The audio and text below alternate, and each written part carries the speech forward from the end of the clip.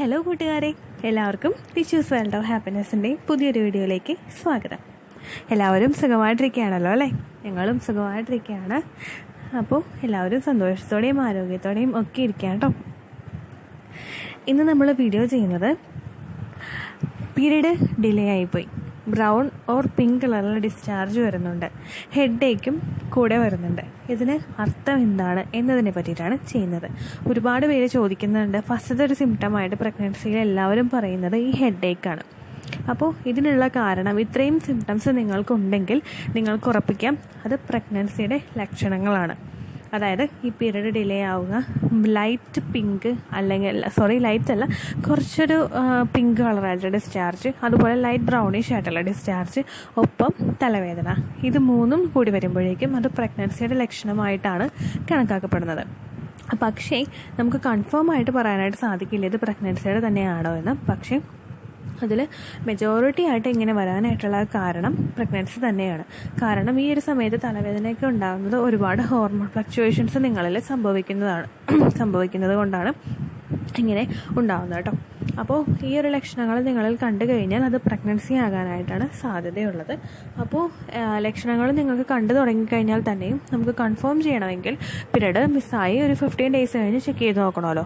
അപ്പോൾ ഈ ഒരു ടൈം പീരീഡ് നിങ്ങൾക്ക് ഇത്ര ലക്ഷണങ്ങൾ ഉണ്ടെങ്കിൽ, നിങ്ങൾക്കിപ്പോൾ തലവേദന നേരത്തെ ഉള്ളവരായിരിക്കില്ല, പക്ഷെ പെട്ടെന്ന് നിങ്ങൾക്ക് തലവേദന വരുന്നു, അതിന് ബാക്ക്ഗ്രൗണ്ട് ആയിട്ട് അല്ലെങ്കിൽ അതിന് കോമ്പൻസേറ്റ് ചെയ്യുന്ന തരത്തിലുള്ള വേറെ പ്രശ്നങ്ങളൊന്നും നിങ്ങൾക്ക് ഉണ്ടായിട്ടില്ല. അതായത് വേറെ ഒരുപാട് നേരം വെയിൽ കൊള്ളുക അല്ലെങ്കിൽ മഴ നനയുക, ഇങ്ങനെയുള്ള ബുദ്ധിമുട്ടുകളൊന്നും നിങ്ങൾക്കില്ല. വേറെ പ്രശ്നങ്ങളൊന്നും, തലവേദന ഉണ്ടാകാൻ പാകത്തിനുള്ള സാധാരണ കോമൺ ആയിട്ടുള്ള കാര്യങ്ങളൊന്നും നിങ്ങളിൽ സംഭവിച്ചിട്ട് ഇല്ല എങ്കിൽ, പീരീഡ് നിങ്ങൾക്ക് ഡിലേ ആയിട്ടുണ്ടെങ്കിൽ, അതുപോലെ നിങ്ങൾക്ക് ഇങ്ങനെയുള്ള സ്പോട്ടിങ് ഉണ്ടെങ്കിൽ, ഈ സ്പോട്ടിങ് നമുക്ക് ഇംപ്ലാന്റേഷൻ സ്പോട്ടിങ് ആണ് കേട്ടോ ഞാൻ ഉദ്ദേശിച്ചത്. ഈ ഇംപ്ലാന്റേഷൻ സ്പോട്ടിങ്ങും ഒപ്പം തന്നെ തലവേദനയും നിങ്ങൾക്ക് അനുഭവപ്പെടുന്നുണ്ടെങ്കിൽ അത് പ്രഗ്നൻസി ആണെന്ന് തന്നെയാണ്. പക്ഷേ കൺഫേം ചെയ്യണമെങ്കിൽ നമുക്ക് ആ പ്രഗ്നൻസി ടെസ്റ്റ് ചെയ്ത് പോസിറ്റീവ് റിസൾട്ട് തന്നെ കിട്ടണം. അപ്പോൾ ഈ ലക്ഷണങ്ങൾ നിങ്ങളിൽ കണ്ടു തുടങ്ങിക്കഴിഞ്ഞ് കഴിഞ്ഞാൽ നിങ്ങളുടെ ശരീരം ഒന്ന് ശ്രദ്ധിച്ചേക്കുക. മാക്സിമം നിങ്ങൾ പ്രഗ്നൻ്റ് ആണ് എന്നുള്ള രീതിക്ക് ഓവറായിട്ട് കൺസിഡർ ചെയ്യാനല്ല കേട്ടോ ഞാൻ പറയുന്നത്. കാരണം അപ്പോൾ നമുക്ക് നെഗറ്റീവ് ആയിപ്പോയി കഴിഞ്ഞാൽ ഒരുപാട് ബുദ്ധിമുട്ടുകൾ ഉണ്ടാവുമല്ലോ. അപ്പോൾ നിങ്ങൾ ചെയ്യേണ്ടത് എത്രമാത്രമാണ്, ഓരോ ജോലികൾ നിങ്ങൾ ഹൗസ് ഹോൾഡ് ആയിട്ടുള്ള ഓരോ വർക്ക്സ് നിങ്ങൾ ചെയ്യുമ്പോൾ, അല്ലെങ്കിൽ ട്രാവൽ ചെയ്യുമ്പോൾ, അല്ലെങ്കിൽ ഭക്ഷണങ്ങൾ കഴിക്കുമ്പോഴൊക്കെ ഒന്ന് ശ്രദ്ധിച്ച് വയ്ക്കുക. എപ്പോഴും ചെയ്യുമ്പോഴും പ്രത്യേക ഒരു കെയർ ശരീരത്തിന് കൊടുക്കുക. പെട്ടെന്ന് നമ്മൾ മുൻപത്തെ പോലെ വളരെ ആക്റ്റീവായിട്ട് വർക്കുകളൊന്നും ചെയ്യാതെ കുറച്ച് ഒന്ന് നമ്മുടെ ശരീരം കെയർ ചെയ്തുകൊണ്ട് മാത്രം ജോലികൾ ചെയ്യുക. അതുപോലെ തന്നെ ഭക്ഷണങ്ങൾ കഴിക്കുമ്പോഴും അബോർഷൻ ഉണ്ടാക്കുന്ന അല്ലെങ്കിൽ മിസ്കാരേജ് ഉണ്ടാക്കുന്ന എന്തെങ്കിലും ഭക്ഷണങ്ങൾ കഴിക്കാതിരിക്കുക.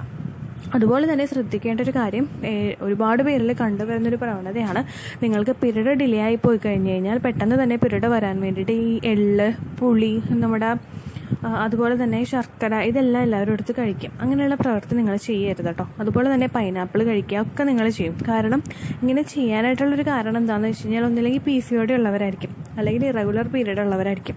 അപ്പോൾ നിങ്ങൾ മൈൻഡ് സെറ്റിൽ ഇങ്ങനെ സെറ്റ് ചെയ്ത് വെച്ചിരിക്കുകയാണല്ലോ, PCOD കണ്ടായിരിക്കും ഇത്രയും ഡിലേ വരുന്നത്, അല്ലെങ്കിൽ ഇറഗുലർ പീരീഡ് കൊണ്ട് പീരീഡ് 2-3 ദിവസത്തേക്ക് തള്ളിപ്പോയതായിരിക്കും. ഇപ്പോൾ പീരീഡ് തിരിച്ചു കൊണ്ടുവരാൻ വേണ്ടിയിട്ട് നമ്മളെ കൊണ്ട് പറ്റുന്ന കുറച്ച് പൊടിക്കൈകളൊക്കെ ചെയ്യും. മാക്സിമം നിങ്ങൾക്ക് ഇറഗുലർ പീരീഡ് ആണെങ്കിൽ കൂടി തന്നെയും PCOD നിങ്ങൾക്കുണ്ടെങ്കിൽ തന്നെയും നിങ്ങൾ ഓവുലേഷൻ ടൈമിൽ ഇന്റർകോഴ്സ് ചെയ്തിട്ടുണ്ടെങ്കിൽ ഒരിക്കലും പീരീഡ് തിരിച്ചു കൊണ്ടുവരാൻ പാകത്തിനുള്ള ഒരു പൊടിക്കൈകളും ചെയ്യരുത് കേട്ടോ. മാക്സിമം നിങ്ങൾ വെയിറ്റ് ചെയ്യണം. അപ്പോൾ ഈ കാര്യങ്ങൾ നിങ്ങൾ ശ്രദ്ധിച്ചു കഴിഞ്ഞ് കഴിഞ്ഞാൽ നമുക്കിപ്പോൾ 15 ഡേയ്സ് കഴിഞ്ഞ് ചെക്ക് ചെയ്ത് നോക്കുമ്പോൾ കറക്റ്റായിട്ടുള്ള റിസൾട്ട് കിട്ടുമല്ലോ. റിസൾട്ട് ഇനി നെഗറ്റീവ് ആണെങ്കിൽ കൂടി തന്നെയും പീരീഡ് ആയിട്ടില്ലെങ്കിൽ നിങ്ങൾ നിങ്ങളുടേതായിട്ടുള്ള ഒരു പൊടിക്കൈകളും ചെയ്യരുത്. മാക്സിമം ഇതെൻ്റെ ഒരു റിക്വസ്റ്റാണ്. എന്നിട്ട് ശേഷം നിങ്ങൾ ചെയ്യേണ്ട ഒരു കാര്യം എന്താണെന്ന് വെച്ച് കഴിഞ്ഞാൽ, ലാബിൽ പോയി ടെസ്റ്റ് ചെയ്യുക. ലാബ് ടെസ്റ്റ് നിങ്ങൾക്ക് നെഗറ്റീവ് ആണെങ്കിൽ ഒരു ഡോക്ടറെ പോയി കാണുക.